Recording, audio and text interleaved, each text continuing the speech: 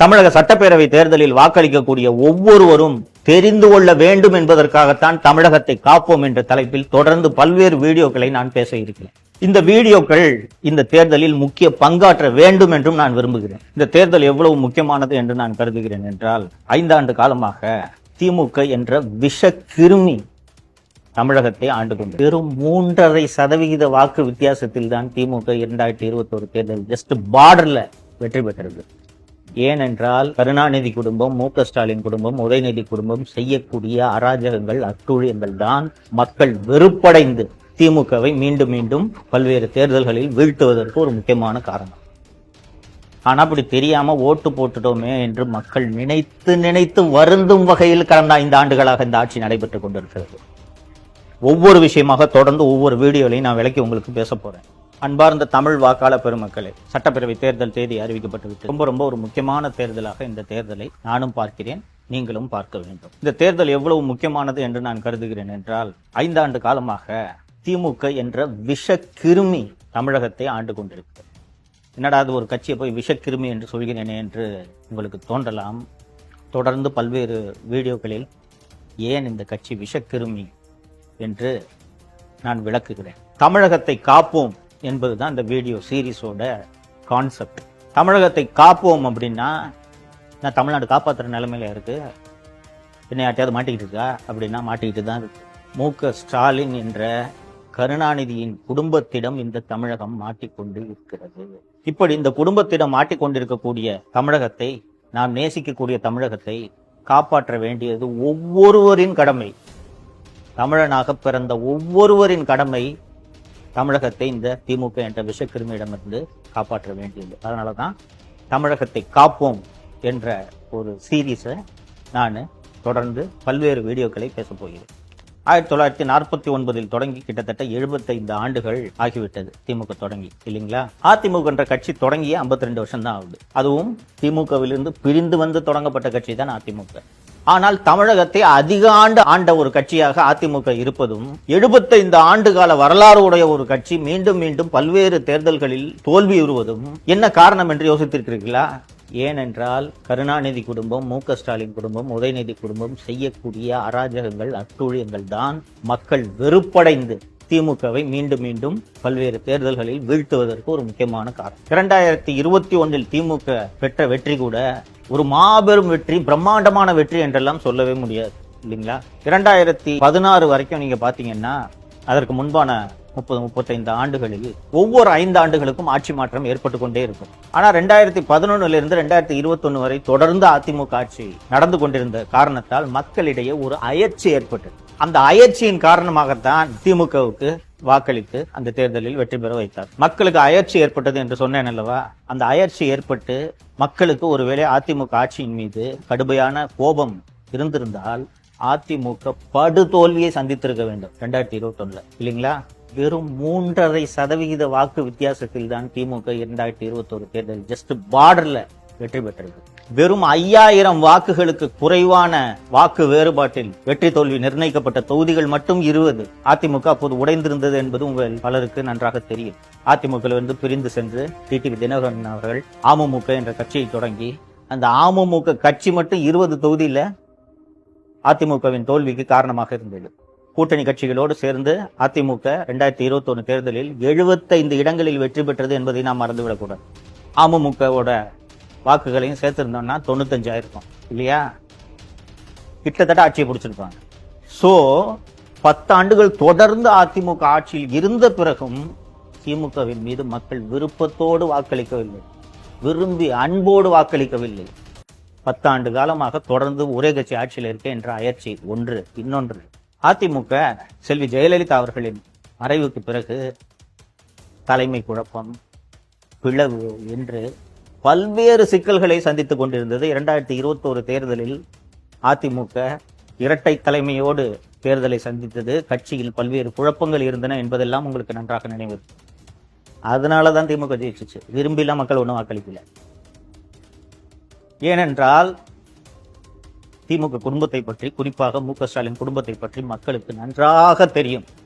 ஆனா அப்படி தெரியாம ஓட்டு போட்டுட்டோமே என்று மக்கள் நினைத்து வருந்தும் வகையில் கடந்த 5 ஆண்டுகளாக இந்த ஆட்சி நடைபெற்றுக் கொண்டிருக்கிறது. ஒவ்வொரு விஷயமாக தொடர்ந்து ஒவ்வொரு வீடியோலையும் நான் விளக்கி உங்களுக்கு பேச போறேன். ஏன் இப்படி இந்த வீடியோக்களில் பேச வேண்டும்? கிட்டத்தட்ட தேர்தல் பிரச்சாரம் மாதிரி தான் இருக்கு இல்லைங்களா? நீ ஒரு பத்திரிகையாளன், உனக்கு வேலை நியூஸ் கொடுக்கறது தான். நீ என்ன ஒரு கட்சி ஆட்சிக்கே வரக்கூடாது அப்படின்ட்டு தொடர்ந்து பேசுறியே, தொடர்ந்து வீடியோக்களில் பேசுகிறியே என்று உங்களில் பலருக்கு தோன்றலாம். நான் தொடக்கத்திலேயே சொன்னது போல தமிழ் மண்ணை, தமிழகத்தை, 3000 ஆண்டு நாகரிகத்திற்கு சொந்தமான இந்த மண்ணை நேசிப்பவன் ஒருவன் இருந்தால் அவன் திமுகவுக்கு வாக்களிக்க மாட்டான், திமுகவை மீண்டும் ஆட்சிக்கு வரவிட மாட்டான். நான் ஒரு பத்திரிகையாளராக இருக்கிறதுனால சின்ன வயசுலேருந்தே எனக்கு புத்தகங்கள் மற்றும் செய்திகள் படிக்கிற வழக்கம் அதிகம் உண்டு. அது போக கிட்டத்தட்ட ஒரு 15 ஆண்டுகளாக 18 வருடங்கள் அரசு ஊழியராக இருந்தேன். அதுக்கு பிறகு ஒரு 15 ஆண்டுகள் ஊடகத்துறையில் பணியாற்றி கொண்டிருக்கிறேன். இந்த ஊடகத்துறையில் பணியாற்றுவதால் ஏற்கனவே 18 ஆண்டுகள் அரசு பணியிலும் இருந்ததன் காரணமாக எனக்கு பல்வேறு அதிகாரிகள், பத்திரிகையாளர்கள் உள்ளிட்ட அரசியல்வாதிகள் உள்ளிட்ட பலரோடு பழக்கம் இருக்கிறது. இவர்களுடைய தொடர்புகள் மற்றும் பழக்கத்தின் காரணமாக உங்களில் பலருக்கு தெரியாத பல விஷயங்கள் எனக்கு தெரியும். அதாவது பல உங்களுக்கு தெரியாத விஷயங்கள்னா பெரிய ரகசியம்லாம் ஒன்றும் இல்லை. அரசில் என்ன நடக்குது, இந்த குடும்பம் என்ன பண்ணுது, இந்த குடும்பம் எப்படியெல்லாம் கொள்ளையடிக்குது, இந்த அரசு கொள்ளையடிப்பதற்காகவே எப்படி நடக்கிறது, காவல்துறையை கூலிப்படையாக பயன்படுத்தி எதிர்குரல்களை எப்படி நசுக்குகிறது, இது போன்ற பல்வேறு உள் விவகாரங்கள் எனக்கு தெரியும். இந்த உள் விவகாரங்கள் அத்தனையையும் தமிழக சட்டப்பேரவை தேர்தலில் வாக்களிக்கக்கூடிய ஒவ்வொருவரும் தெரிந்து கொள்ள வேண்டும் என்பதற்காகத்தான் தமிழகத்தை காப்போம் என்ற தலைப்பில் தொடர்ந்து பல்வேறு வீடியோக்களை நான் பேச இருக்கிறேன். இந்த வீடியோக்கள் இந்த தேர்தலில் முக்கிய பங்காற்ற வேண்டும் என்றும் நான் விரும்புகிறேன். நான் ஒன்றும் பெரிய சூப்பர் ஸ்டார் இல்லை, நடிகர் இல்லை, பெரிய விளையாட்டு வீரர் இல்லை, ஒரு சாதாரண பத்திரிகையாளன், யூடியூபில் தொடர்ந்து பேசக்கூடியது. ஆனால் இவன் பேசுவது சரியாக இருக்கிறது, இவன் பேசுவதில் உண்மை இருக்கிறது என்பதனால்தான் எனது வீடியோக்களை நீங்கள் லட்சக்கணக்கில் தொடர்ந்து பார்த்து ஆதரவு அளித்து வந்திருக்கிறீர்கள் என்ற நம்பிக்கையில்தான் நான் உங்களோடு தொடர்ந்து உரையாடப் போகிறேன். மக்களே, திமுக திருப்பி ஆட்சிக்கு வந்துச்சுன்னா இந்த தமிழ்நாடு என்ன ஆகும், இந்த தமிழ்நாடு மக்கள் என்ன ஆவார்கள் என்று என் மனது பதைக்கிறது. அச்சப்படுகிறேன், என்ன ஆகுமோ தமிழ்நாடு என்று. இந்த அச்சம் உங்களில் ஒவ்வொருவருக்கும் வர வேண்டும் என்பதுதான் என்னுடைய விருப்பம். அதன் காரணமாகத்தான் நான் தொடர்ந்து பல்வேறு விஷயங்களை உங்களுக்கு விளக்கி இந்த வீடியோக்களில் பேசப் போகிறேன். தமிழகத்தை காப்போம். இது தமிழனாக பிறந்த, தமிழ்நாட்டில் வாக்களிக்கும் உரிமை உள்ள ஒவ்வொருவரின் மனதிலும் மந்திரமாக ஒலிக்க வேண்டும் என்று நான் விரும்புகிறேன். இந்த குடும்பத்துக்கிட்ட இருந்து தமிழ்நாட்டை காப்பாற்றுறது நம்ம ஒவ்வொருத்தரோட கடமைன்றதை நீங்க மறந்துடக்கூடாது. நான் பல்வேறு வீடியோக்களில் பல்வேறு விஷயங்களை விளக்க போகும்போது நீங்களே புரிந்து கொள்வீர்கள் நான் ஏன் பேச போகிறேன். நான் பேச போகக்கூடிய இந்த வீடியோக்கள்ல இருக்கக்கூடிய விஷயங்களின் முக்கியத்துவம் என்ன, அது எல்லாவற்றையும் விட இந்த தேர்தலின் முக்கியத்துவம் என்ன அப்படின்றத தான் நீங்க புரிஞ்சுக்கணுன்றதுக்காக இந்த விளக்க வீடியோவை நான் உங்களுக்கு அளிக்கிறேன். ஒரு மிக பலப்பொருந்திய கூட்டணியாக திமுக உங்களை சந்திக்க வருகிறது. திமுக, காங்கிரஸ் உள்ளிட்ட பல்வேறு கட்சிகள் அந்த அணியில் இருக்கின்றன. பார்ப்பதற்கு ஒரு பிரம்மாண்டமான கூட்டணியாக உங்களுக்கு தோன்றும். பிரம்மாண்டமான கூட்டணியாக கூட அது இருக்கலாம். லெட்டர் பேட் கட்சியெல்லாம் கூப்பிட்டு கூட்டணி பேச்சுவார்த்தை நடத்திட்டு இருந்தாங்க, பார்த்திருப்பீங்க. ஆம் ஆத்மி கட்சி என்ற கட்சி புதிதாக தோன்றி டெல்லியில் ஆட்சியை பிடித்தது, இப்போது பஞ்சாபில் ஆட்சி செய்து கொண்டிருக்கிறது இல்லைங்களா? அந்த கட்சி வேறு மாநிலங்களில் இருக்கிறதா என்று கேட்டீர்கள் என்றால் வேறு எந்த மாநிலத்திலையும் அந்த கட்சி சொல்லிக்கிற அளவுக்கு பலமாக இல்லை. ஆம் ஆத்மி கட்சி டெல்லியில் தொடங்கிய போதே தமிழகத்திலும் தொடங்கப்பட்டது. அந்த கட்சி தொடங்கி சில மாதங்களிலேயே அந்த கட்சியில் இருந்தவங்களாம் இது ஒன்றும் விளங்காதுன்னு சொல்லிட்டு, ஏன்னா அந்த ஆம் ஆத்மி கட்சியின் தோற்றமே ஊழலை ஒழிப்பதற்காக ஏற்படுத்தப்பட்ட கட்சி. அப்புறம் அந்த கட்சி தமிழகத்தில் ஆம் ஆத்மி தொடங்கப்பட்டவுடன் ஐயா இது ஊழலை ஒழிக்கிறதுக்கான கட்சி இல்லை, இது விளங்காதுன்னு சொல்லிட்டு அங்கிருந்து விலகி போய் அவர்கள் தொடங்கியதுதான் ஊழல் எதிர்ப்பு இயக்கமாக இன்று வளர்ந்து செயல்பட்டு கொண்டிருக்கக்கூடிய அறப்போர் இயக்கம்.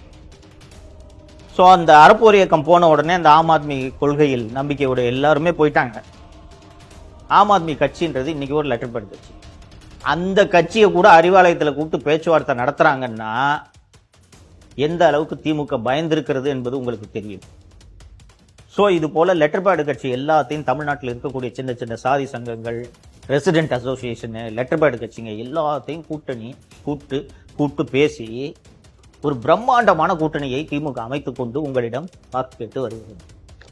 ஐயோ இவ்வளோ பெரிய கூட்டணியா இருக்கே, இந்த கூட்டணி ஜெயிச்சிருமோ, நம்ம ஓட்டை ஜெயிக்கிற கட்சிக்கு தான் போடணும் அப்படின்ற ஒரு எண்ணம் பலருக்கு இருக்கிறது.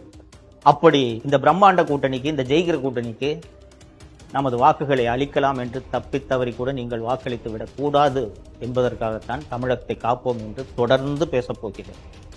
இந்த வீடியோக்களை நீங்கள் பார்ப்பதோடு மட்டுமல்லாமல் வாக்களிக்கும் உரிமை யார் யாருக்கெல்லாம் இருக்கிறதோ அத்தனை பேருக்கும் நீங்கள் இந்த வீடியோக்களை சென்று சேர்க்க வேண்டும். வாட்ஸ்அப் மூலமாக, சோசியல் மீடியா மூலமாக, வாய்மொழியாக, டீக்கடைகளில் உரையாடும் போதோ, மக்களிடம் பேசும்போதோ, உங்கள் நண்பர்களிடம் பேசும்போதோ, குடும்பத்தில் உள்ளவர்களிடமோ அத்தனை பேரிடமும் இந்த வீடியோக்களையும், இந்த வீடியோக்களில் இருக்கக்கூடிய நான் பேசக்கூடிய கருப்பொருட்களையும் நீங்கள் கொண்டு சென்று சேர்க்க வேண்டும். அப்படி நீங்கள் சென்று சேர்த்து இந்த வீடியோக்களில் உள்ள கருத்துக்களையும் சாராம்சத்தையும் உள்வாங்கிக் கொண்டீர்கள் என்றால் தமிழகத்தை காப்போம் என்று நான் நினைப்பது போல நீங்களும் நினைப்பீர்கள் என்று எனக்கு உறுதியாக நம்பிக்கை இருக்கிறது. நான் பலமுறை சொல்லி இருக்கிறேன், தமிழ் சமூகம் ஒரு அறிவார்ந்த சமூகம் என்று. அந்த அறிவார்ந்த சமூகம் திமுக என்ற இந்த விஷக்கிருமியிடமிருந்து தமிழகத்தை காக்கும் என்ற நம்பிக்கையில் தான் நான் உங்களோடு தொடர்ந்து பேசிக் கொண்டிருக்கிறேன். தொடர்ந்து உரையாடுவோம். பல்வேறு விஷயங்களை உங்களுக்கு சொல்ல போகிறேன்.